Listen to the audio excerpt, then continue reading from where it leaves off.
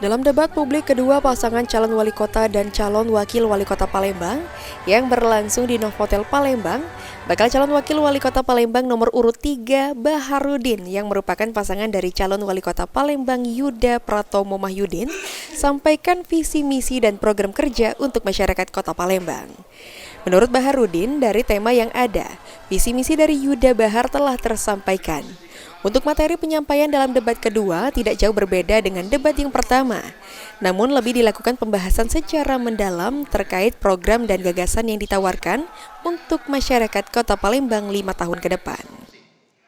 Yang paling penting, kami hadirkan ya seperti itulah, hampir sama, banjir, macet, infrastruktur, kemudian tata kelola pemerintahan, tentang kesehatan, pendidikan yang bersama. Ya, mungkin nanti bedanya mungkin implementasinya ya, beda. Itu mungkin saya pikir ya evaluasinya mungkin ya kita harus banyak belajar, harus banyak menyerap fakta di lapangan sehingga apa yang dinarasikan dengan fakta itu sesuai.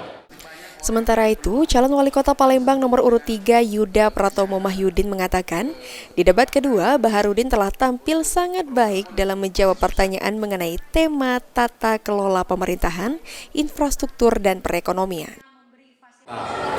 Tadi Pak Bahar sudah tampil sangat baik ya, menjawab pertanyaan-pertanyaan dalam pokok bahasan tema mengenai yang pertama tata kelola pemerintahan, kemudian masalah infrastruktur dan masalah perekonomian.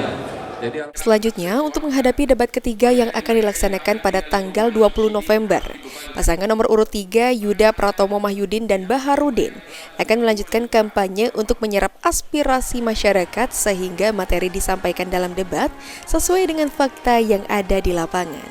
Eki Saputra, PAL TV.